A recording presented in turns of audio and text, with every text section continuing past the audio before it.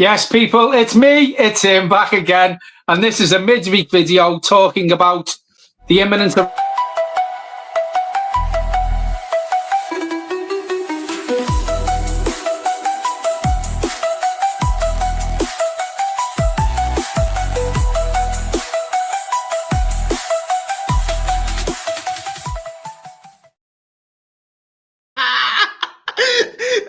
You're a fucking bad helmet, you, mate. Oh, I love it. I love it. Start again, John. Take two. Yo, everyone, it's me, it's him. I'm the tit, back again. And this is your weekly news show. So, Michael, been a few rumours swirling around that Everton are imminently going to announce a few new acquisitions to the board and to the club and people who will be doing the day-to-day running of the club. First of all, we'll talk about a Mr. Kinnear from Leeds United. I can't think of his first name for the life of me, so I hope you can. Looks like he's going to come in as the new CEO of Everton Football Club, doing the day-to-day running for the Freaking Group. I've got mixed feelings on this. We do have friends from Leeds YouTube channels. We've seen people who support Leeds commenting on social media saying they can't wait to see the back of them. For me, that's not a good sign. I'm hoping the Freakins have made the right choice and the right decision. He is their number one target. What's your thoughts on him becoming our new CEO?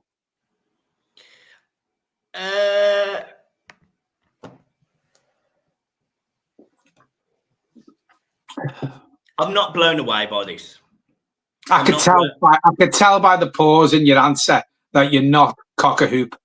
Yeah, I'm not blown away by this because I think from a business perspective, I think the guy's highly rated, and we've lacked that over the last few years. So I think he's leaving quite a confusing legacy at Leeds by all accounts. And actually, just Googling his name, which is Angus, John is his first name, Angus Kinnear. He has got plaudits for the way that he's done things at Leeds and the business that they had to go through. And remember, Leeds had a huge turnaround of players since they left the Premier League. They had to lose a lot of players, for PSR purposes, player contract. And he fundamentally has managed all of that whilst dealing with a takeover that involved the 49ers from the old guy. I think his name was Ramazani. I think he was part of that process, or he was a replacement for that process. So, the guy from dealing with lots of player turnover, lots of negotiating potentially, lots of being aggressive in a business sense, is probably not a bad move. But it's the fact that you've got a club like Leeds who, look, I've got a lot of respect for Leeds. I've got a lot of fans friends that are Leeds fans. Connor McGilligan, as I said, from the One Leeds fan channel. He will be coming on the channel at some point. We just need to get diaries spot on, and he'll give you the real insight about whether this is good or bad for Everton. But it's the scale that concerns me. I'm not sitting here saying that Everton are huge compared to Leeds, because Leeds are a big club and they've got a great history and they've got a great fan base and they're known worldwide. You could buy Leeds shirts all over the place. No dig at Leeds at all. But Everton have got brand new stadium, commercial value. They've got a board that are prepared to invest. They've got a manager that knows he can spend money in the summer. And I just think it's a very different set of circumstances to what he's been used to. And that's the bit that concerns me. You say it's a completely set of different circumstances. You look where Leeds are in the league. And as you quite rightly point out, he's had to see a lot through at Leeds United. As you say, with the takeover happening and players going and players coming. Listen, we're not in too much of a dissimilar situation. Really, when you look at it, we've got a lot of players going. We're going to need to bring players in. The club's got to be managed properly. As you quite rightly point out, in a business sense, he seems to have done an okay job. Now, we need someone to come in and run the club day to day better than what it was. And listen, it's not going to be hard to run Everton Football Club compared to what we've seen in the past. It's not going to be hard to run it a bit better. Colin Chong has done a really, really good job delivering the stadium. He was really behind that. He's done well on that side of it. Could Colin Chong oversee the amount of players we've got to come into the club and the day-to-day running of the club? Probably not. I don't think he's experienced enough to do that. Angus Kinnear has seen through things at Leeds which are not too dissimilar to what we need to see at Everton, which is a big, big player turnover. I think the Freaking Group are going to have a lot to say with the commercial sponsorship deals that are going to come into the club. You know, they're probably having talks now. We still need naming rights for the stadium. They're going to be fully behind that. So, listen, he'll come in. We see how he does. If he does a poor job, we've seen with the Freaking Group, they will just pull the trigger and get rid of him if he's not doing a good job. And that's what you need with owners. You know, we've had owners in the past that have dithered about and they didn't want to pay people off and they weren't asked about the day-to-day running of the club, i.e. Mashiri. Freaking Group will be worried about their asset and about Everton Football Club. So if they bring him in and he doesn't pull up any trees, then you just move on and get rid of him. Obviously, he's their number one choice. As I said before, we've got a lot of players that are going to leave the club. So we're going to have to replace the majority of them players. Not the majority, but there's going to be a lot of transfers, incoming and outgoings over the summer at Everton. Obviously, the Freaking Group think he's the right man to do it. Yeah. Yeah. Yeah. I mean, look, you've put a good case forward. So I'm not, you know, who knows? That's the point I'm going to make. Who knows? You know, we've been down this path with technical directors, chief scouts, CEOs, different people to do different jobs. You know, we've had people on the board that shouldn't be on the board.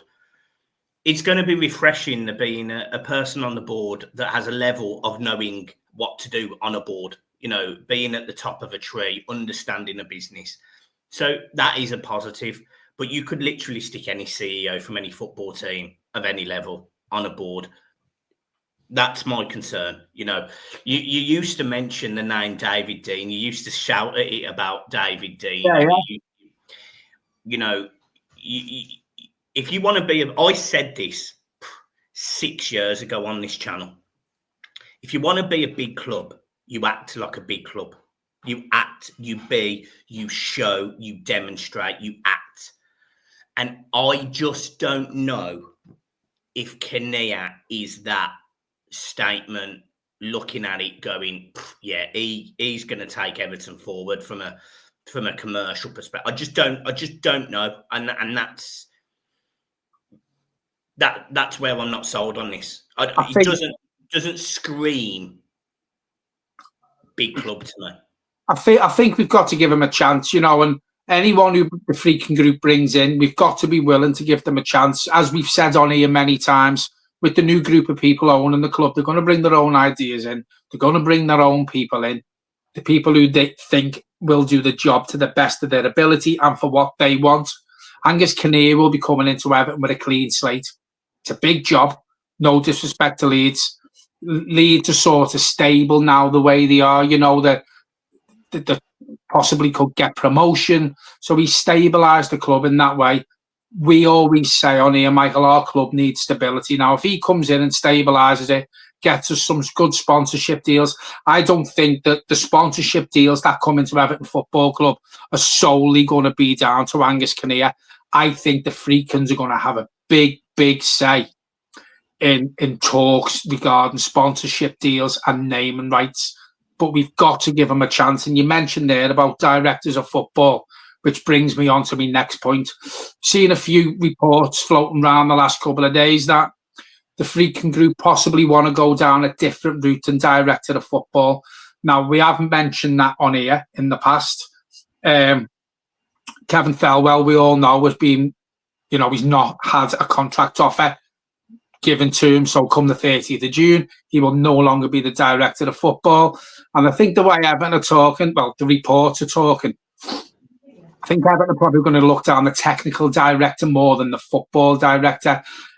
Everton have already put a scouting network in place. They've broadened the horizons, which we've shouted out for on here. South America, Europe, Spain, Italy. You know, they've got a scouting network now.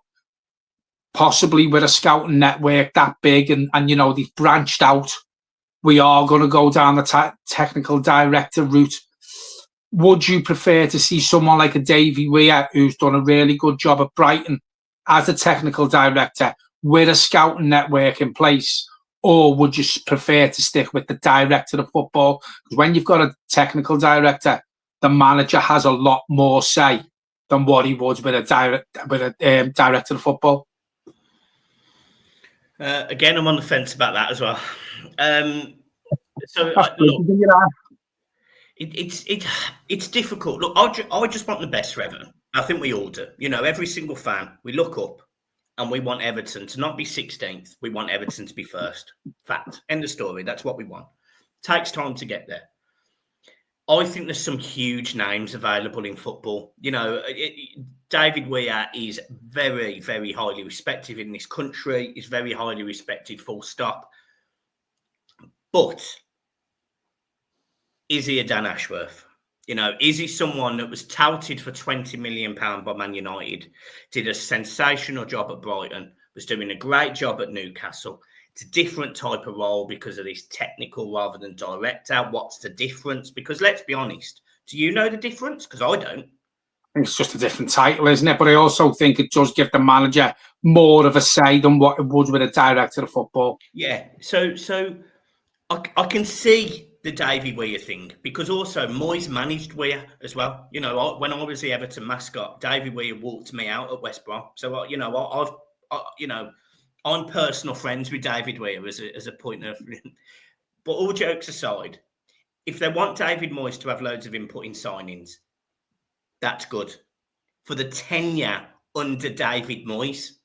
But what happens in 2.5 years' time when his deal's up, and there will be Everton fans out there that go, we've had enough of David Moyes now. We want the next best thing because we want to go from challenging Europe to being consistently challenging Champions League or challenging titles.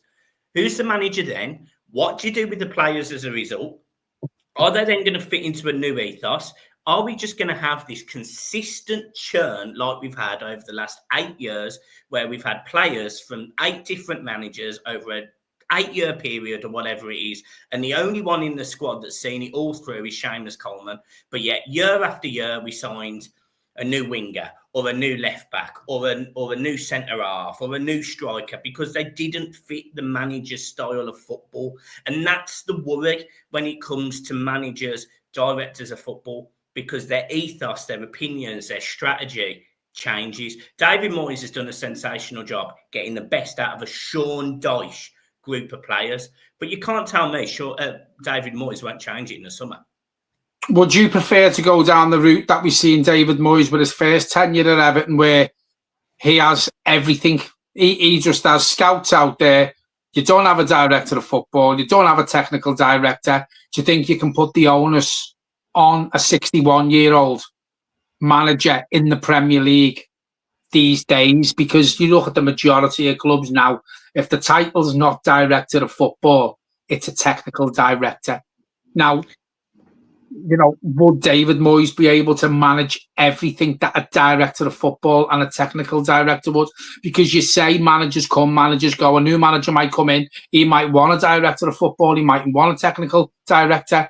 But if the route that the freaking group are going to take, which is a technical director, then the manager who they bring in after David Moyes has got to buy into that. It's as simple as that. Yeah, but we've seen this. You know, we talk about job titles. I think it was under Mashira. I think the model was there were a first team coach, first team manager. Then you have the club manager, whatever it works out to. I just all I would like, actually, if I'm being honest, is I'm almost not bothered about the people or the job titles. I just want to know what the plan is. I want to know what the future holds. I want to know what the Dan freaking vision is. And, you know, they were on about doing this 100-day report. And I think there's going to be, you know, there's going to be changes afoot. We know that. We're starting to get the movement of that. If the model is Kinnear and Weir, fine. I honestly don't mind. As long as we go forward, I'm all for it. If it's Dan Ashworth, Kinnear, great. If it's somebody else, if it's John and Angus Kinnear, I ain't bothered. As long as this club goes forward and we have a good summer, I'm absolutely fine with it either way. But the concern is still there about these players and the different ethos and styles of football, because I think it's very easy. It's very easy to do what West Ham have done, where they got to a level, they challenged and won something in Europe. They were challenging in cup competitions. They got to a decent level in the Premier League. There was a bit of an off-season from David Moyes due to various different things. They sack him, and they're now currently sitting, 17th, 16th alongside us. That they haven't progressed. They've regressed. Yeah, I think, though, to be fair, West Ham are probably regretting their decisions that they've made over the past couple of seasons now. And listen, all clubs make bad mistakes and bad decisions. Look at Man United with Dan Ashworth. All clubs make poor decisions, but they learn by them. And whether West Ham will learn from sacking David Moyes when they took Graham Potter in there, who was actually 8-9 points ahead of Everton when he took over. I don't know if we're still above them, but we're a lot closer to them now. So maybe they're regretting, but you learn by your mistakes. Let me ask you a question then. And I'm asking this as a fan because it's different than being on the board. As a fan, you've gone through 7 or 8 years of toilet in terms of managing from Everton. It probably took 18 months to 2 years to start seeing that we were on a downward trajectory under Mashiri. But by the end of it, we almost get relegated. I mean, that's the fundamentals of it. We almost get relegated. We brought in David Moyes. Looks like a good appointment. Bring in a director of football or technical director, a new CEO. It looks like we're going forward. How long are you going to give these guys if they make a mistake? How long's a piece of string? Listen, it's a new model that needs to be brought into Everton. You're going to see a new model, and you talk about the 100-day blueprint that the Freakins want to look into the club and stuff like that. That is coming to the end now. There's murmurings coming out that what changes are going to be made. I fully expect once all these people are in place, either the Freaking group come out and they give us the lowdown of what direction the club's going in. Now, we all know for a fact that you don't hear much from the Freaking group. It's very rare they do statements. You don't hear from them. Or when they bring the CEO in, he will be the mouth of them and he will put the blueprint out to the fans of what direction the club's going in. Until then, none of us knows. None of us know what direction, whether it's going to be Angus Kinnear, whether it's going to be Davy Weir, Dan Ashworth, technical director, defender of football. Until we hear from the big end of what direction the club's going in, we've just got to wait and see. The answer to your question, how long do you give that model? How long do you give David Moyes? Well, you've got to give it long enough. You, me, on here, we've said we've got to stop sacking managers. But managers haven't been sacked when they should have been, and that's what's put us in the situation we're in now. Owners of the football club continuously made the wrong decisions and give jobs to boys and brought players like Wayne Rooney back and give massive contracts out. I would like to think the Freaking group, looking from outside in, I've seen the mistakes that Farhad Mashiri made at this club, and for the mess that the Freaking group walked into the corridors of Goodison Park, the mess that they've walked into, surely they've got enough about them to not put our football club in that situation again. So if it's not working in 2.5 years' time, you make changes. If it's not working in 12 months, you make changes. And this club has been vilified by fans, by outside people, by owners. Lies about the fans were getting brought up because the mess the club was in. I'd like to think this new group of people who now own our football club will make decisions, rash decisions, when they're made, and not drag us through the hedge again. I hope so. And I hope so. And look, I think you're right. The point I was making is, I'm not quite sure how to help you with that. Cheers, Alexa. Thanks. The point I'm making is, it's when it comes to change.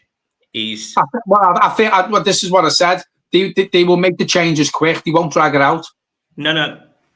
My point is, when they make a change, 2.5 years' time, David Moyes' deal's up. They make a change. They sign the manager. It's where we are, and that's the bit. I'm completely comfortable where we are under David Moyes. That's the point I'm making. And the technical director or director of football, whatever they are, they've got to come in and they've got to be able to work with David.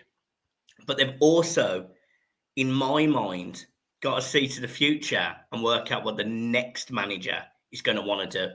Do you get what I mean? Because the philosophy has to be similar. Otherwise, you sign a shed load of players now for a lot of money and they can't play under a new manager's style of football. So basically what you're saying and what you want to see is the Brighton Hove Albion model. I want to see a plan. Yeah, I want to see a plan, a structure. I hate to say this. I hate to say this. Like, I'm going to punch myself in the face for saying it. I hate saying this.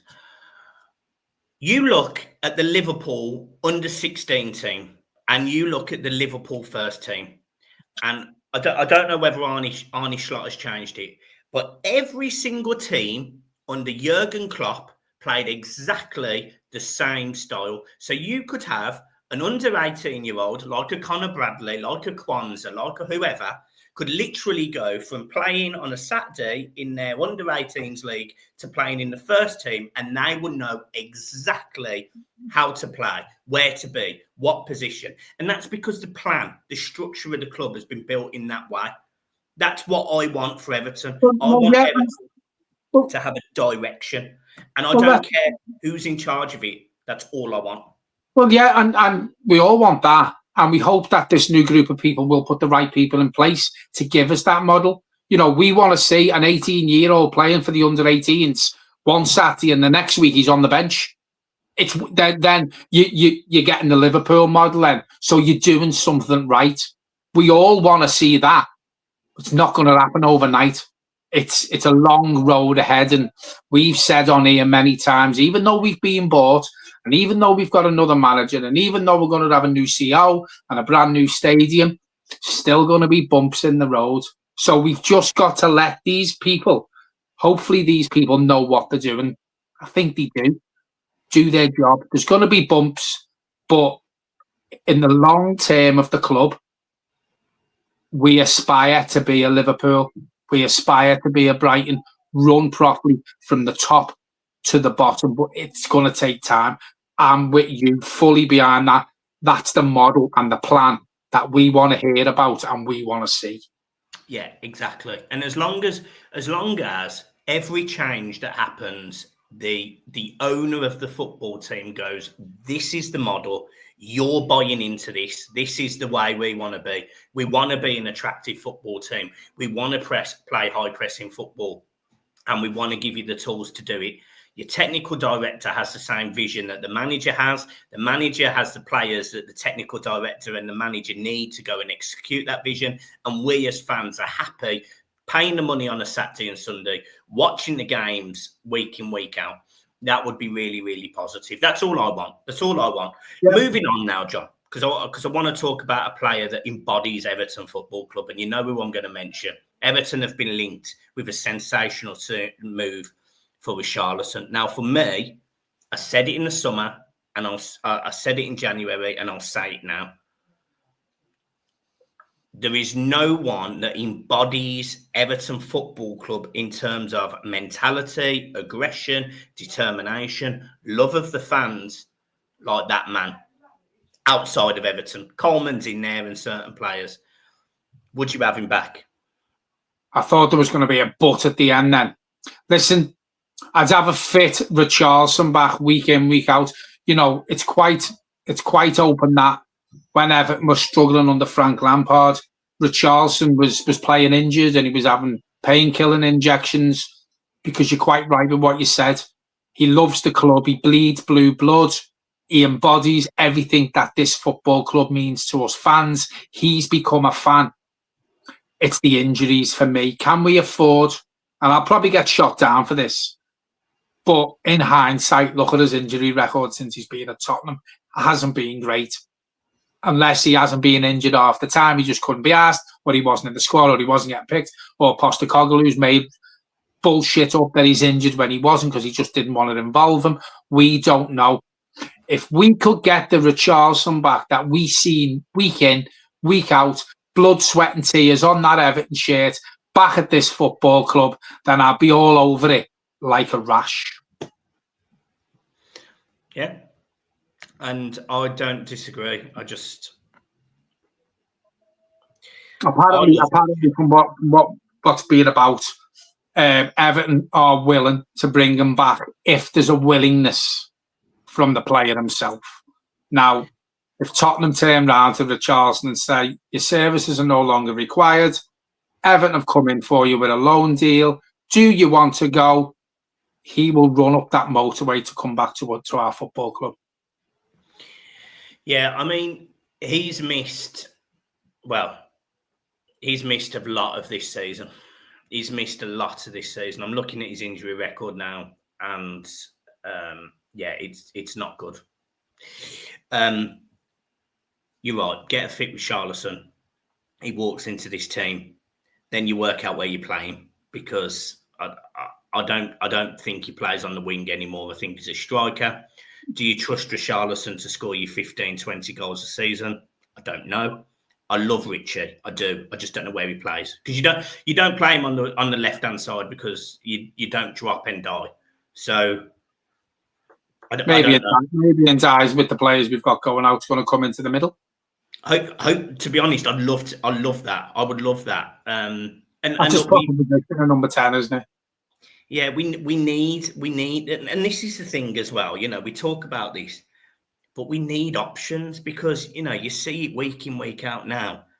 We've got no replacements for the wingers, and the replacements we do have, let's be honest, they've got no goals and assists this season in Lindstrom and Jack Harrison, I think he's. You've got Jake O'Brien, who's played 7-8 games for Everton Football Club, getting an assist and a goal.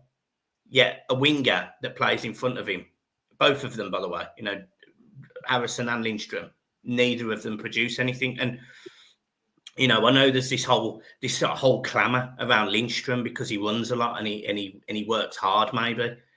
But if you're not physically up to it in the Premier League, I want the freaking group to come out and go, yeah, do you know what? That ain't work, mate. Off you go.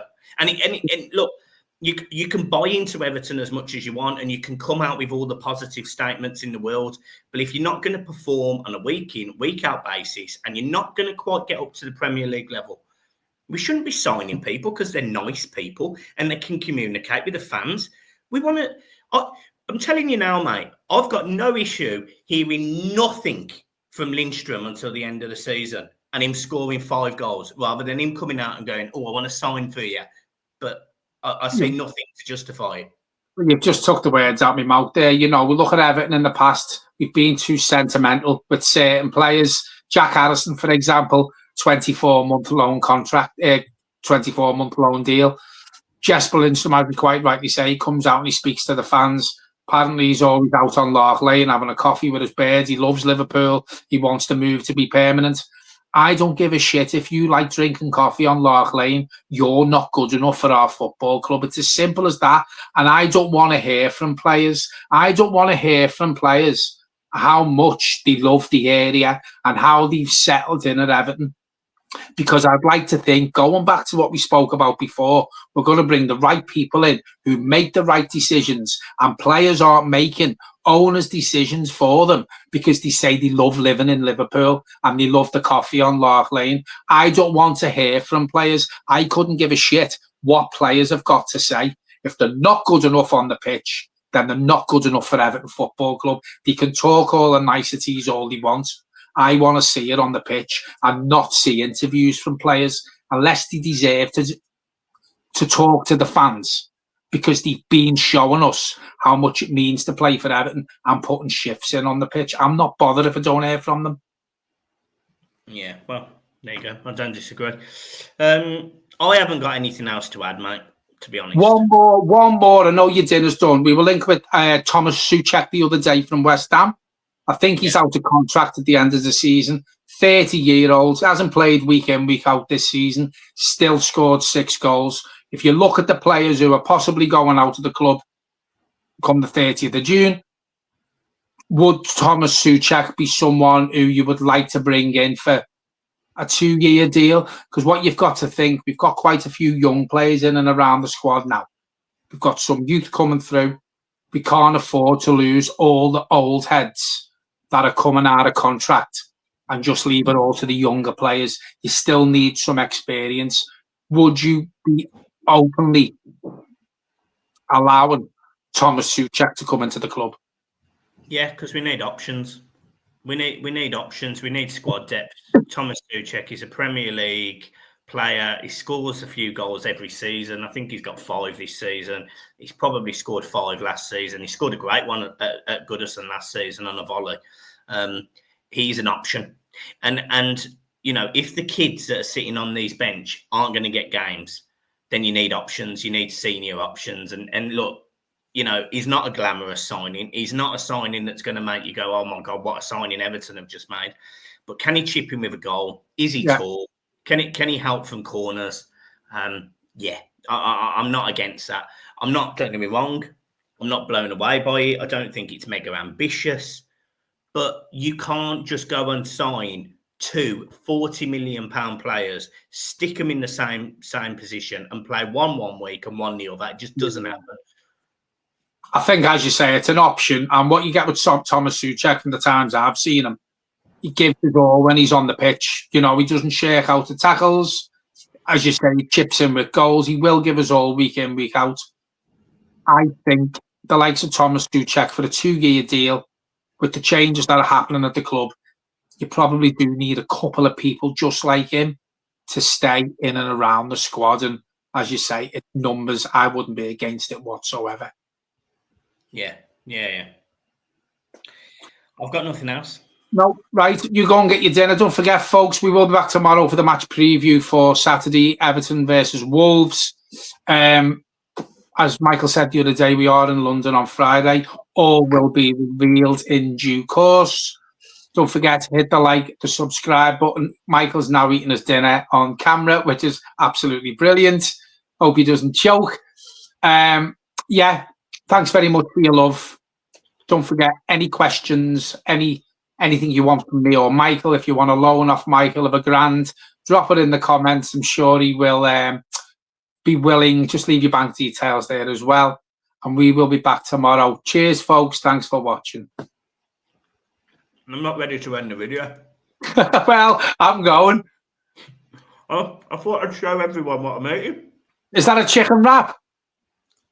Chicken fajita. What's in it? Just the chicken? No one knew. Peppers, onions, you know, bits of Have you got the salsa in it? Have you got the salsa in it? Yeah, of course I have.